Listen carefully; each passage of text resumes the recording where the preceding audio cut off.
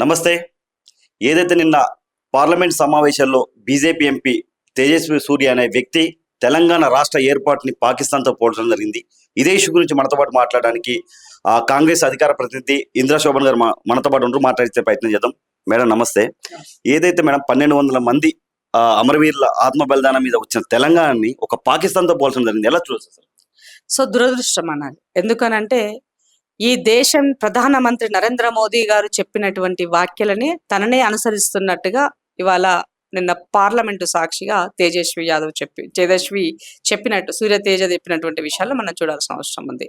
గతంలో నరేంద్ర మోదీ గారు ఒక 4 సార్లు తెలంగాణ పైన అక్కసు వెలుగక్కారు. తల్లిని చంపి బిడ్డను బతికించడం అయిండొచ్చు, దర్వాజాలు బంద్ చేసి చీకట్లోని బిల్లు పాస్ చేసిన సందర్భం అయిండొచ్చు. ఇట్లా అవసరమైనప్పుడల్లా మాట్లాడుతూ వచ్చారు. కాబట్టి నరేంద్ర మోదీ గారు బడిలో ఉండేటువంటి బానిసత్వంగా బతికేటువంటి దరిద్రులంతా కూడా ఇవాళ నా తెలంగాణ కష్టాన్ని, నా తెలంగాణ జీవితాన్ని, నా తెలంగాణ పౌరుల యొక్క ఆత్మగౌరవాన్ని, నా అమరుల యొక్క త్యాగాలను ఇవాళ చిన్న చూపుగా చిన్నగా తగ్గించే విధంగా ఇవాళ లైట్ గా తీసుకునే విధంగా మాట్లాడము నిజంగా బాధాకరమైనటువంటి విషయం, దురదృష్టకరమైనటువంటి అంశం. సో దీనికి ఒత్తాస పలుకుతున్నటువంటి ఈ రాష్ట్రం నుంచి కేంద్ర మంత్రిగా సహాయ మంత్రిగా పనిచేసేటువంటి కిషన్ రెడ్డి అయినా, బండి సంజయ్ గారైనా, పార్టీ ప్రెసిడెంట్ రామచంద్ర గారైనా వాళ్ళు అతనికి తేజస్విని యొక్క తప్పు లేదనే విధంగా వెనకేసుకొస్తున్నారంటే ఇంతకన్నా దరిద్రం ఇంకొకటి ఉండదని చెప్పాల్సిన అవసరం ఉంది. ఇవాళ ఈ రాష్ట్ర అమరవీరులు, ఈ రాష్ట్రంలో 14 మంది అశువులు బాసి తొలి దశలో దాదాపుగా అక్కడ 100 మంది అశువులు బాసినటువంటి 1969 మూమెంట్ వీటిని అగౌరవపరుస్తున్నటువంటి వాటిని ఇమ్మీడియట్ గా కేంద్ర మంత్రిగా ఉన్నటువంటి కిషన్ రెడ్డి పార్లమెంట్ లో లేచి ఏం మాట్లాడుతున్నావు సూర్య తేజ, నువ్వు ఇదేనా నువ్వు చెప్పాల్సిందని ఇమ్మీడియట్ గా ఖండించాల్సింది పోయి వాటికి ఒత్తాస పలుకుతూ తను ఏం తప్పు మాట్లాడినంటే ఇంతకన్నా దౌర్భాగ్యం ఉంది అంటున్నాం. అసలు తెలంగాణ గడ్డ పైన పుట్టి తెలంగాణ యొక్క చీము నెత్తురు మీలో ప్రవహిస్తుందని అడుగుతున్నాను నేను. నిజంగా తెలంగాణ అసలు సుసలైన బిడ్డ అయితే తల్లిని ఎవడైనా ఒక్క మాట అంటే అన్కండిషనల్ గా లేసి మనం దంతం. అట్లాంటి నీ తల్లిని అవమానిస్తుంటే పాకిస్తాన్ ఒక ఉగ్రవాద దేశంతో నీ యొక్క తెలంగాణ తన్ను కంపారిజన్ చేస్తుంటే, ఈ భరతమాతను అవమానిస్తుంటే నీకు సిగ్గనిపించలేదు అంటున్నాం. తెలంగాణ రాష్ట్రం అనంటే భరతమాత కాదా? భారతదేశంలో మనం భాగస్వామ్యంలం కాదా? నా బిడ్డను అవమానిస్తుంటే, నా ఆత్మగౌరవాన్ని దెబ్బతీసే విధంగా మాట్లాడితే మూసుకొని కళ్ళున్న కబోదులు లెక్క చెవులున్నటువంటి మీరు నాకు వినబడతలేదు కనబడతలేదు అనే విధంగా పార్లమెంట్ లో కూర్చొని ఒత్తాసు పలికినటువంటి మిమ్మల్ని ఈ తెలంగాణ రాష్ట్రం నుంచి బహిష్కరించాలని అడుగుతున్నాను ఈ సమాజాన్ని. కనీసం ఇప్పటివరకు అతను ఏదైతే వ్యాఖ్యలు చేసిండో అక్కడ బీజేపీ ఎంపీలు, మన తెలంగాణ రాష్ట్రానికి సంబంధించిన బీజేపీ ఎంపీలు కనీసం ఎవరు రెస్పాండ్ అవ్వలేదు. అది తప్పు అని చెప్పి ఎవరు మాటలే చప్పట్లు కొడుతున్నారు చాలా మంది. మరి తెలంగాణ ఎంపీలు, మరి పాకిస్తాన్ ఎంపీలు ఇప్పుడు తెలంగాణ ఎంపీలు అందుకే అంటున్నాను, తెలంగాణ రాష్ట్రంలో పుట్టి తెలంగాణ యొక్క చీము నెత్తురు వాళ్ళ రక్తంలో ఉంటే ఇలాంటి ఇమ్మీడియట్ గా అక్కడే ఖండించేవాళ్ళు. చేయకుండా అతనికి ఒత్తాస వలుకుతున్నారంటే దాన్ని బట్టి అర్థమైపోతుంది కదా. తల్లి పాలు దాగి తల్లి రొమ్మునే గుద్దినటువంటి దరిద్రమైనటువంటి బతుకులో బతుకుతున్నారని అనాల్సిన పరిస్థితి ఏర్పడుతున్నది. ఒక పార్లమెంటు సభ్యులుగా, ప్రజాప్రతినిధులుగా ఢిల్లీ వెళ్ళింది ఎవరి కోసం? తెలంగాణ రిప్రజెంటేషన్ చేయడం కోసం. పక్క రాష్ట్రం వాడు నీ తెలంగాణను అవమానిస్తుంటే ఇకిలించుకొని నవ్వుతున్నారే. నువ్వు ఏదైనా ఉండని, ఈ రాష్ట్రం వరకే రాజకీయం, ఈ రాష్ట్రం వరకే రాజకీయం. ఈ రాష్ట్ర పరిధి దాటి నువ్వు పార్లమెంటుకు పోతే ఆ పార్లమెంట్ లో తెలంగాణలో నుంచి వెళ్ళినటువంటి అందరూ కూడా మీరు తెలంగాణ రిప్రజెంట్ చేస్తున్నట్టు. మరి ఆ సోయి సొప్పు లేకుండా మీరు ఇలాంటి నీ బిహేవియర్ చూస్తే మిమ్మల్ని ఎట్లా ఈ రాష్ట్ర ప్రజలు గెలిపించి పంపించరని అడగాల్సిన పరిస్థితి ఏర్పడుతుంది. కిషన్ రెడ్డి గారు దీన్ని వెనకేసుకొస్తున్నారు. ఆయన సారీ చెప్పడం జరిగిందని చెప్పి మాట్లాడుతున్నారు. ఎక్కడ ఆయన క్షమాపణ చెప్పినట్టయితే క్లియర్ గా మనకి లేదు. మరి ఎందుకు కిషన్ రెడ్డి గారు వెనకేసుకొస్తున్నారు? ఎందుకు వస్తున్నారంటే ఇప్పుడు ఆయన వెనకేసుకురాకపోతే నరేంద్ర మోదీ ఈయన ఉన్న పదవి వీక్తారు కాబట్టి ఆయనను వెనకేసుకోవడం. అంటే ఇక్కడ మనము తేజనుగా చూడాల్సినటువంటి అవసరం లేదు. ఇక్కడ తేజ అనేటువంటి వ్యక్తి ఒక రిప్రజెంటేటివ్ మాత్రమే, కానీ దీని కర్త కర్మ క్రియ పూర్తిగా నరేంద్ర మోదీ గారు, అమిత్ షా నుంచి వచ్చినటువంటి వాయిస్ కనే మనం దీన్ని చూడాలి. ఆ లైన్ లో మనం ఆలోచించాలి ఇక్కడ. సో బండి సంజయ్ గారు అంటే ఆల్రెడీ ఏ బానిసత్వంలో ఉన్నారో మనం చూసినాం. కిషన్ రెడ్డి గారు అంతకన్నా దరిద్రమైన బానిసత్వంలో కొట్టుమిట్టాడుతున్నారు. ఇవాళ అదే పార్లమెంట్ లో రఘునందన ఉద్యమకారుడు. మరి రఘునందన మాట్లాడాలి కదా, లేచి నిలబడాలి కదా, ఏం మాట్లాడుతున్నామని ఆబ్జెక్షన్ చెప్పాలి కదా, ఎందుకు చెప్పలేదని అడుగుతున్నాం మేము. సో కాబట్టి ఇవన్నీ కూడా ఒక పార్టీలో ఒక లైన్ లో ఉంటూ అదే దానికి వాళ్ళు ఏం చేసినా, మనల్ని ఎంత అవమానించినా, ఎంత చీదరించుకున్నా దిక్కుమాల లెక్క తాత్కాలిక రాజకీయ పదవుల కోసము పెదవులు మూసుకున్నటువంటి పరిస్థితి ఉంటే ఏం చెప్తాం మనం అని అడుగుతున్నాం. అదే కాంగ్రెస్ పార్టీ ఎంపీలు ఇమీడియట్ గా లేచి ఆబ్జెక్షన్ తెలియజేశారు. అక్కడ ఖండించడం జరిగింది, బయటకు వచ్చి మీడియా సాక్షిగా వ్యతిరేకించడం జరిగింది. వాటితో పాటుగా ఇవాళ పార్లమెంటు సభ్యులందరూ కూడా కలిసి, తెలంగాణ కాంగ్రెస్ పార్లమెంట్ సభ్యులందరూ కలిసి స్పీకర్ గారు కలిసి ఇమ్మీడియట్ గా అతని సభ్యత్వాన్ని రద్దు చేయాలని చెప్పి అతన్ని శాశ్వతంగా రాజకీయాలకి పోటీ చేయకుండా తనకి అనర్హుడుగా ప్రకటించాలని చెప్పేసి చేయడం జరిగింది. సో ఏ చిన్న అంశము కాంగ్రెస్ వాళ్ళు మాట్లాడితే దానిని మీరు పాకిస్తాన్ వాళ్ళతో కంపారిజన్ చేసేటువంటి మీరు నా రాష్ట్రాన్ని పాకిస్తాన్ తో కంపారిజన్ చేస్తే అంటే ఏదంటే ఏమంటారు ఉంది కదా ఒక సామెత, పాట ఏదైనా కానీ ఒకటే డోలు డప్పు అన్నట్టుగా ఏదైనా సందర్భం వచ్చినా ఏదొచ్చినా కూడా దాన్ని పాకిస్తాన్ తోనే మీరు కంపారిజన్ అంటే ఇంత భావ దరిద్రంలో ఉన్నటువంటి మీరు మీ పార్టీ ఈ దేశానికి అవసరమా అని అడుగుతున్నాం మేము. మేడం, పాకిస్తాన్ తో ఎప్పుడు పోలుస్తూ ఉంటారు, అంటే పాకిస్తాన్ అంటే బీజేపీ వాళ్ళకి చాలా ఇష్టమా? మోడీ గారు ఎన్నో మాటలు మాట్లాడుతారు. మరి ఇప్పుడు వాళ్ళ జీవితం అంతా కూడా ఒక కమ్యూనల్ పాలిటిక్స్ పైననే వాళ్ళ రాజకీయం ఉంటది.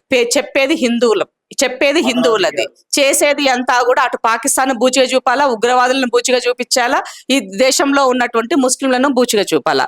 వాళ్ళకున్నవి 3 ఎజెండాలు. కాబట్టి ఇక్కడ ఉన్నటువంటి వాళ్ళు కూడా ఏమి ఆలోచించకుండా జస్ట్ ఆ యొక్క సెంటిమెంట్ తోటి ఆటోమేటిక్ గా వాళ్ళ వైపుకి మొగ్గు చూపి ఓట్లు వేసినందుకు మనం ఇలా కర్మ అనుభవిస్తున్నాం. కాబట్టి ఈ 3 కాకుండా దేశ ప్రజలకు చేసినటువంటి సేవ గురించి మాట్లాడి ఓట్లు అడిగే దమ్ము నరేంద్ర మోదీకి ఉందని అడుగుతున్నాం మేము. కాబట్టి అది లేదు వాళ్ళ దగ్గర. కాబట్టి నీ దగ్గర సబ్జెక్టు లేనప్పుడే లేనటువంటి అంశాలను తెర మీదకి తీసుకొచ్చి రాజకీయాలను తప్పుదోవ పట్టించడం చెప్పాల్సిన అవసరం. మేడం, తెలంగాణ రాష్ట్రంలో ప్రజలు దగ్గర 6 దశాబ్దాల నుంచి తెలంగాణ ప్రజలు ఆంధ్ర దోపిడీకి వ్యతిరేకంగా ఆత్మగౌరవానికి వ్యతిరేకంగా పోరాటం చేస్తూ సాధించుకున్న తెలంగాణ రాష్ట్రాన్ని ఒక పాకిస్తాన్ తో పోల్చడం మరీ దారుణం కదా మేడం. 100% అదే అంటున్నప్పుడు ఆత్మగౌరవాన్ని దెబ్బతీసినటువంటి మాటలు మాట్లాడినప్పుడు ఊరుకుంటామా మనం అని అడుగుతున్నాము. సో అందుకని రోషం లేనటువంటి బతుకులు రాజకీయాల కోసం మాత్రమే ఇవాళ ఈ రాష్ట్రంలో ఉన్నటువంటి భారతీయ జనతా పార్టీ నాయకులు పార్టీలని ఇవాళ మా పార్టీకి సంబంధించినటువంటి యూత్ కాంగ్రెస్ వల్ల అయిండొచ్చు, ఇవాళ వెళ్ళి దిష్టిబొమ్మలు తగలబెట్టారు. ఇవాళ పొద్దున ఉవ్వెత్తున లేసి ఎగిసిపడుతున్నటువంటి వారు, తెలంగాణ ఉద్యమంలో పనిచేసినటువంటి మేధావులు, తెలంగాణ కోసం ఉన్నటువంటి వాళ్ళు ఇవాళ బీజేపీ పైన దుమ్మెత్తి పోస్తున్నారు. కనబడతలేదా మీకు అని అడుగుతున్నాము. ఒక సెంటిమెంటల్ గా సెన్సిటివ్ అంశాల పట్ల మనం ఏం మాట్లాడుతున్నామో తెలియకుండా వివాదాస్పద వ్యాఖ్యలు చేసి ఇవాళ అయిపోయింది సద్దు మణిగిపోయింది అంటే ఏం సద్దు మణిగిపోయింది? కాబట్టి బేషరత్తుగా వాళ్ళ తరపున వీళ్ళు క్షమాపణ చెప్పాలి, అతన్ని సభ్యత్వాన్ని రద్దు చేయాలని డిమాండ్ చేస్తారు. సో ఒక రకంగా అది కూడా మనం చెప్పాల్సిన అవసరం ఉన్నది. చర్చ అంతా అటువైపుకి వెళ్ళడం కోసం తీసుకుని కూడా చెప్పాల్సిన అవసరం ఉంది. అసలు కుట్ర ఇక్కడ దాగింది ఏంటంటే డీలిమిటేషన్ అనే దాంతో ఉత్తర దక్షిణ మధ్య ఒక గ్యాప్ ని పెంచే ప్రయత్నం జరుగుతున్నది. ఓ ఆధిపత్య పోరు కోసము ఇవాళ నరేంద్ర మోదీ గారు కాంగ్రెస్ పార్టీకి ఉన్నటువంటి రికార్డ్స్ ఏదైతే రాజీవ్ గాంధీకి అత్యధిక సీట్లతో మెజార్టీతో గెలిచినటువంటి ఆ రికార్డు బ్రేక్ చేయడం అయ్యుండొచ్చు. అలాగే 16 సంవత్సరాలు ప్రధానమంత్రిగా పనిచేసినటువంటి నెహ్రూ గారి యొక్క రికార్డ్ ని బ్రేక్ చేయడం అయ్యుండొచ్చు. ఇలాంటి అంశాల కోసమే ఈ రకమైనటువంటి కుటిలమైనటువంటి దక్షిణ రాష్ట్రాలకి నష్టం చేస్తూ ఉత్తర రాష్ట్రాలకి న్యాయం చేయడానికి వాళ్ళ శాశ్వతంగా అధికారంలో ఉండాలన్న ఒక కుటిలమైనటువంటి కుట్రతోటే ఈ బిల్లు తెచ్చారు. సంబంధం లేనటువంటి 2023 సెప్టెంబర్ లో పాస్ అయినటువంటి మహిళా బిల్లును తీసుకొచ్చి డీలిమిటేషన్ కి కనెక్టివిటీ చేసి బిల్లు పెట్టినప్పుడే దీంట్లో కుట్ర తేలుతుంది. మనకి ఏమున్నదన్న దానికి మహిళలకు రిజర్వేషన్లు ఇచ్చే చిత్తశుద్ధి వాళ్ళకి లేదు. కాబట్టి దీనిని కాంగ్రెస్ పార్టీ వ్యతిరేకిస్తుంది. ఈ దేశంలో ఉన్నటువంటి బీజేపీ ఇతర పార్టీలు ఏవైతే ఉన్నాయో అవి వ్యతిరేకిస్తాయి. ఈ బిల్లు వీగిపోతుంది. ఇది కాస్త వాళ్ళ వెనకకి వాళ్ళ పైన నెట్టివేదామన్నటువంటి ఒక నెపంతోనే దీనిని ఒక మాయాజాలాన్ని ఇంద్రజాలాన్ని పార్లమెంటు సాక్షిగా నరేంద్ర మోదీ గారు చూపిస్తానని చెప్పాల్సిన అవసరం ఉంది. ఇవాళ పాస్ అయినటువంటి బిల్లుకు కొత్తగా అమెండ్మెంట్ నువ్వేం చేస్తావని అడుగుతున్నాం. ఈ దేశంలో అత్యధిక సంఖ్యలో ఉన్నటువంటి ఎస్సీ ఎస్టీ ఓబీసీ బిడ్డలకి ఆ కోటాలో వాటా లేకుండా ఇవాళ నువ్వు ఆ బిల్లు పెడితే ఎవరి కోసం ఆ బిల్లు? నువ్వు ఉమెన్ బిల్లు తేకపోయినా ఆటోమేటిక్ గా ఏ ఉమెన్ కి ఎలా ఉమెన్ అన్నది జనరల్ కోటాలో వాళ్ళు వచ్చేస్తున్నారు. మరి మాలాంటి మహిళలకి మాలాగా పనిచేసేటువంటి మహిళలు ఈ దేశంలో ఉన్నటువంటి శ్రామిక వర్గాల నుంచి వచ్చేటువంటి వాళ్ళకి మరి ఆ బిల్లు ఫలాలు అందాలి అని అంటే చట్టబద్ధంగా నా హక్కు నాకు కావాలా, నేను యాచించేదాన్ని కాదు పనిచేసేదాన్ని, నా హక్కు నాకు ఇవ్వమని అడుగుతున్నాం చట్టబద్ధంగా. అది కాకుండా నీ నోట నువ్వే కదా చెప్పింది పార్లమెంట్ సాక్షిగా రాహుల్ గాంధీ గారు మీరు ఓబీసీ బిల్లు దేశవ్యాప్తంగా చేయాల్సిందే, వాళ్ళ కోటా ఇవ్వాల్సిందే అన్నప్పుడు పార్లమెంట్ సాక్షిగా మీరు లేసి ఏం చెప్పినారు? మేము జనగణన చేస్తాము 26లో దీని ద్వారా కుల డీలిమిటేషన్ చేస్తాము, దాన్ని బేస్ చేసుకొని ఆ జనాభా లెక్కల ఆధారంగా ఈ మహిళా కోటా కూడా సేమ్ అట్లానే అమలు చేస్తాము, బీసీ కోటా కూడా అట్లాగే అమలు చేస్తామని మీరు చెప్పినారు.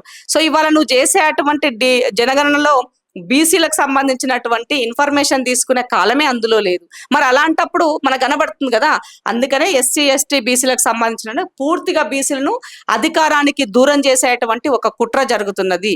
వీళ్ళ యొక్క ఆత్మగౌరవాన్ని దెబ్బతీసే విధంగా ఒక కుట్ర జరుగుతున్నది. ఈ కుట్రను అడ్డుకుంటామని చెప్పేసి రాహుల్ గాంధీ గారు చెప్తే, రాహుల్ గాంధీ గారిని నిమిషం మాట్లాడగానే లేచి అడ్డుకుంటున్నారు పార్లమెంట్ లో.